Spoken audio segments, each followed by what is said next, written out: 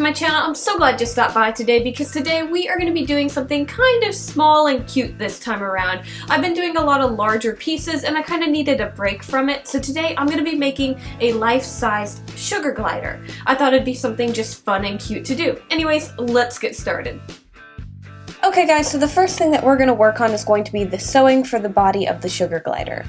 So I started with a very simple pattern. I just drew this out. Honestly, I could have even made it simpler by just starting with a square and then drawing a tail on it, but I decided to kind of curve the edges in to make it look a little bit more realistic. So I'm just going to use this pattern to cut out the fabric. I need a top and a bottom, so it's really simple.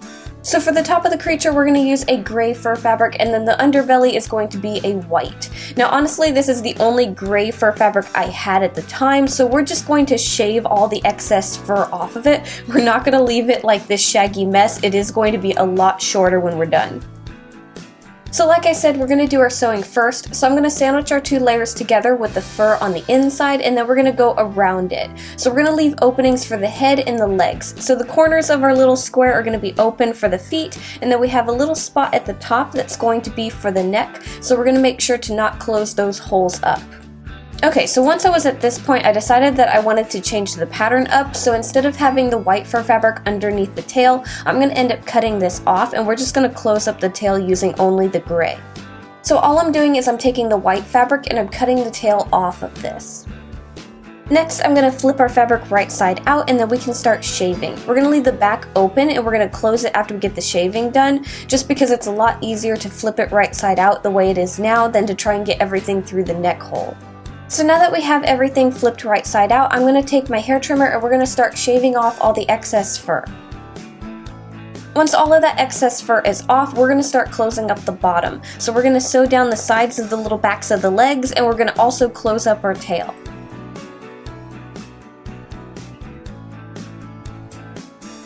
Okay, so we're almost done with the sewing. The last thing we need to do is sew the webbings. So once we stuff this, we don't want it to turn into a giant pillow. We want the webbings to stay nice and thin while we add stuffing to the limbs and the body.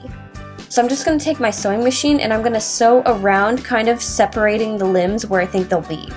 So I'm just going to do this on both sides of the body, and then once I'm done, we're not going to end up stuffing it right away. We're going to wait till we're done making the clay pieces. So what we're going to do is we're going to start on the clay face and then move on to making the clay feet.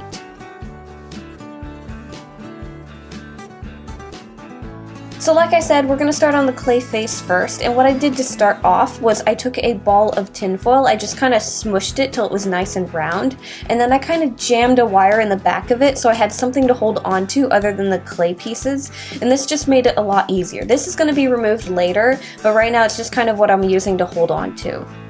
Now before we start adding clay to this, I need to add some eyes to it. So I actually found these really cool little ceramic beads. They're a little weird because they're white on one side and black on the other, and I'm going to actually use the black sides for the eyes. So we're going to glue these in place on the tinfoil ball, and then after that we can start adding clay around everything. So I'm just going to use my hot glue gun and glue these eyes into place on the tinfoil, and then I'm going to start taking strips of clay and going around the eyes, and then slowly covering up the rest of the tinfoil with clay. While I was covering up everything with clay, I realized that I didn't make the nose pointed enough, so I started adding a bit more clay to the end of the snout and then just blended it into the face. So I'm just going to keep adding clay here and there until I get the right shape. Then once we have that, we can start adding our little details to it. So I'm just going to use my tools and I'm going to start adding the details. So I'm going to mark off where the nose is, kind of refine the shape of the tiny nostrils, and then I'm also going to mark off where the mouth is going to go and then just kind of push it in a bit. Now our face is going to get furred, so I don't need to add a whole lot of details, but I do need to refine the major details like the mouth, the nose, the eyes, and even the ears.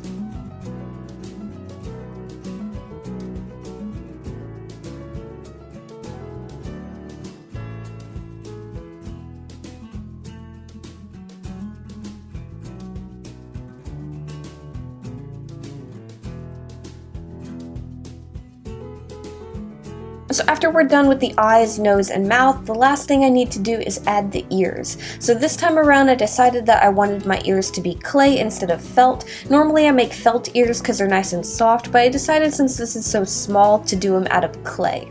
So I'm just going to take a little bit of clay for each ear and we're going to kind of push that right into place right behind the eyes. Now one thing I'm going to do is I'm going to kind of reinforce our ears with a little bit of wire so they're a little bit more sturdy. So I'm just going to push that onto the backing of the ear. This is going to end up getting covered in fur, so I don't need to worry about hiding the wire or covering it up. So I'm just pushing the wire right into the back of the ear and just making sure it's nice and sturdy. So I'm going to use my tools to refine the shape of the ears, and then once I was happy with how everything looked, I'm going to put this in the oven at 275 Fahrenheit for probably just 35 minutes. We don't need a whole lot of time since this is kind of small. Now what we're going to do is we're going to move on to the feet. So these are going to be really tiny, and they also have little tiny fingers, so we're going to have to work our way around that.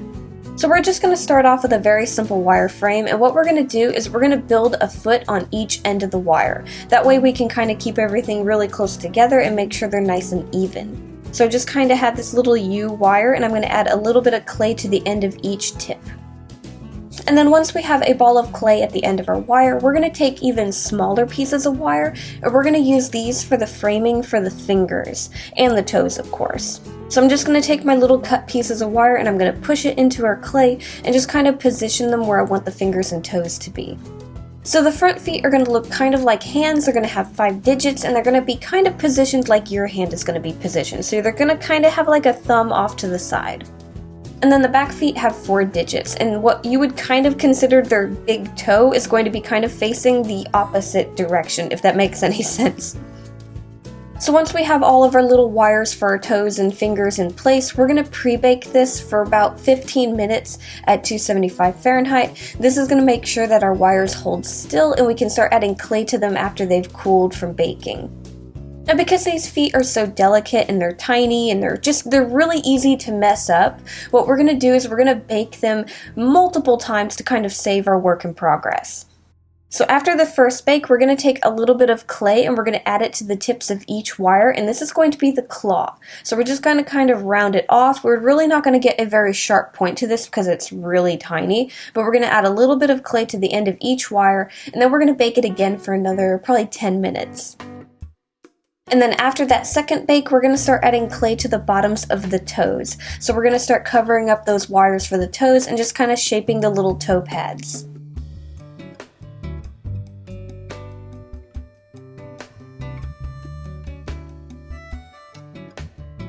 And like I said, we're going to be baking this multiple times, so I'm going to pop this in the oven for another 15 minutes. And then we're going to start working on the tops of the feet. For the tops of the feet, it's very similar to how we did the bottom. We're just covering everything up and then just kind of roughly shaping what the tops of the toes are going to look like.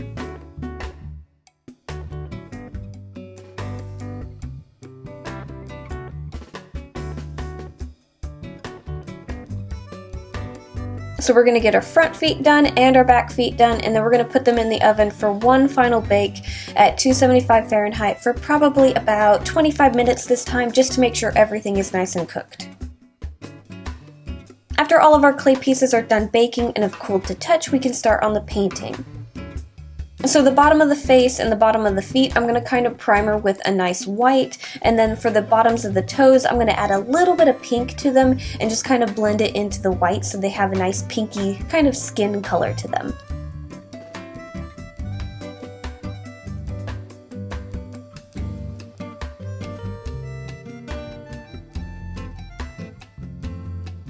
Then I'm going to start adding pink to the nose and then just kind of going around the eyes and the ears of the face.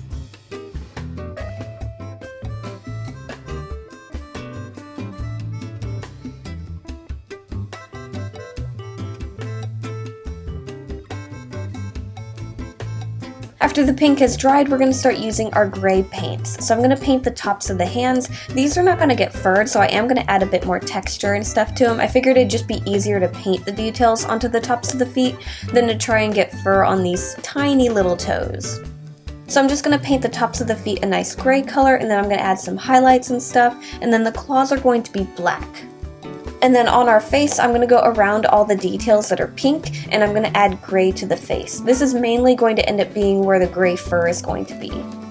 After that, I'm just going to add some white highlights and kind of blend everything together, make sure I like the look of it, and then I'm going to let this dry. So after our paint has dried, I'm going to go over our clay pieces with a nice layer of resin to help protect the paint that we want exposed. So for the feet, those are going to get completely resined, but for the face, I just went over the nose, and then I did decide to do the inside parts of the ears, but that ended up getting kind of changed later.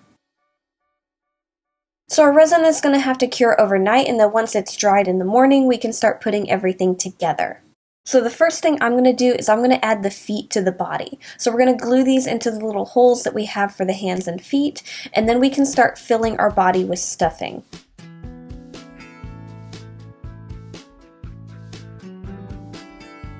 Now I had a really cool idea to add a bit more weight to the body to make it feel a bit more realistic. So what I'm going to be doing is I'm going to add sand to the body.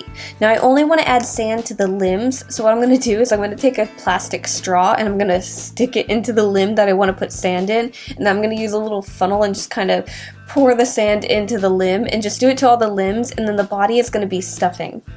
Now I could have done this a little bit smarter by, like, I don't know, taping the little paper funnel that I made to my straw, but I didn't do that, so I kind of got sand everywhere, but the idea ended up working. It could have been done a little bit smarter. So after I got the sand in the limbs, I added the stuffing to the body, I cleaned up my mess, and then I glued the head into place on the body. After that, I let it dry for a little bit, and then I started applying glue to the face and covering the face in fur trimmings. If you guys are curious on how I get my fur trimmings, basically I use my little hair trimmer on the same fabric that we're using for the body. So I use my smallest guard and I shave off all the extra fur. I'll either throw that away or use it for stuffing, and then I'll take off the guard on my trimmer and I'll shave off whatever is left on the fabric, and that's going to be my fur trimmings. So it's really tiny little kind of dust particles of fur fabric. And then once that's dried completely and we know the fur is not going to come off the face or anything, we're going to start painting our details on it. So I'm just going to kind of add some blacks, whites, grays, maybe a little bit of brown, and just kind of go over it and add the markings that the face needs. Now, when I was doing this, I realized that I probably didn't need to paint the pink around the eyes, because after looking at my face pictures that I was using for references, I realized there wasn't really any pink around it. It was mainly black, so I did go over that, completely covered all my pink except for my nose. And then of course I am going to be painting the back of the body to add some extra details and markings too. Now, if you're going to do any details by painting fur, I recommend getting a toothbrush that you're not going to use on your teeth and using it on the fur fabric and just kind of brushing the paint into the fur. Doing this kind of helps the fur not to clump together and turn really hard, and it'll actually keep the fur nice and soft. So I'm going to paint on all of my details, brush it in, let the fur dry and stuff, and the last thing I need to do is get all the paint that I got on the eyes off. So I'm just going to kind of scrape that off with my tool or my fingernail, and then we're basically done with our sugar glider.